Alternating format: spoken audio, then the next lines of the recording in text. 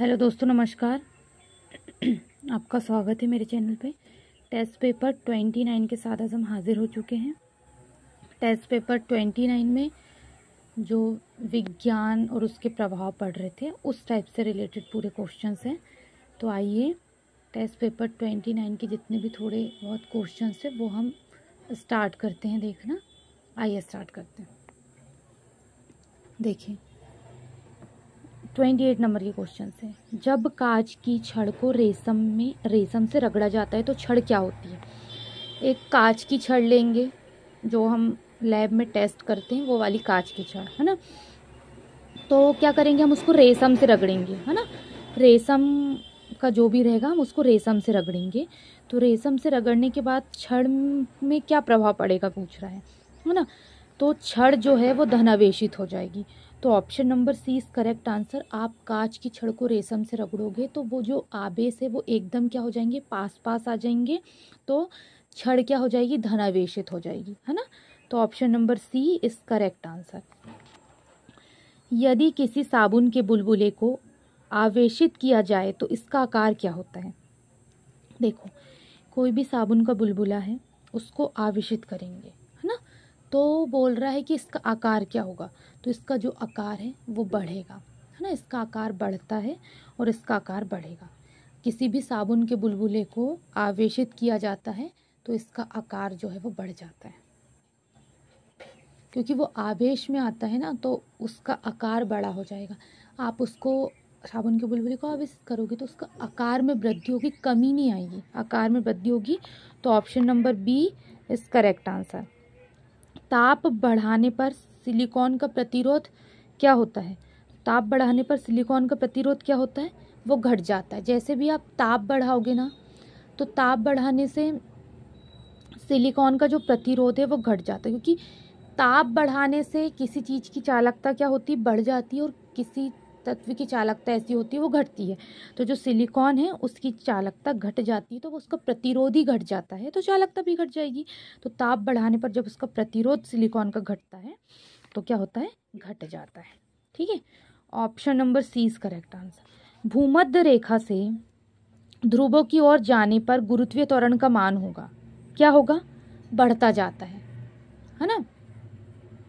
जैसे भूमध्य रेखा से आप ध्रुव की ओर जाते हो, कोई भी ध्रुव हो गया हमारा, बीच वाला जो ध्रुव रहता है हमारा, हम भूमध्य रेखा से ध्रुवों की ओर जाते हैं तो जो गुरुत्वीय त्वरण का जो मान होता है ना, गुरुत्वीय त्वरण का जो मान होता है वो बढ़ता जाता है। तो भूमध्य रेखा से ध्रुवों की ओर जाने पर गुरुत्वीय त्वरण का जो मान है वो बढ़ता जाता है। तो आप उसको लगाइएगा कि वो बढ़ता है ना। तो option number A is correct answer कि भूमध्य रेखा से ध्रुव की ओर जाने पर गुरुत्वीय त्वरण का मान है जो बढ़ता है। लोहे में जंग लगने पर उसका भार क्या होगा, वो भी बढ़ जाता है।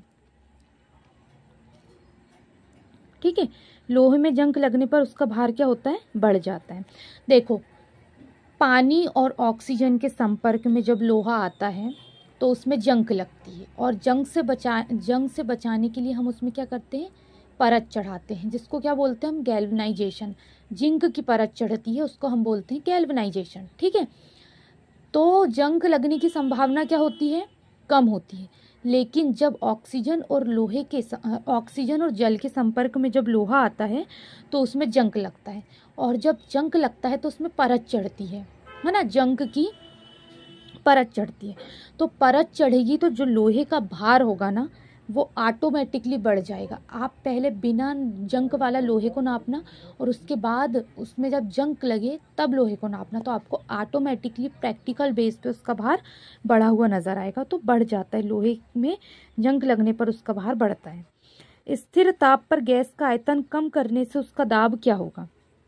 देखो ताप स्थिर रहेगा और हम गैस का जो आयतन है वो कम करेंगे तो इसका दाब क्या होगा, उसका दाब जो होगा वो बढ़ जाता है। ठीक है, स्थिर ताप पर जो गैस का आयतन है उसको आप कम करेंगे तो इसका दाब क्या होगा, उसका दाब बढ़ जाता है। ठीक है, ऑप्शन नंबर 20 करेक्ट आंसर कि उसका दाब बढ़ जाता है। तो ऑप्शन नंबर 20 करेक्ट आंसर कि उसका दाब बढ़ता है। ठीक है,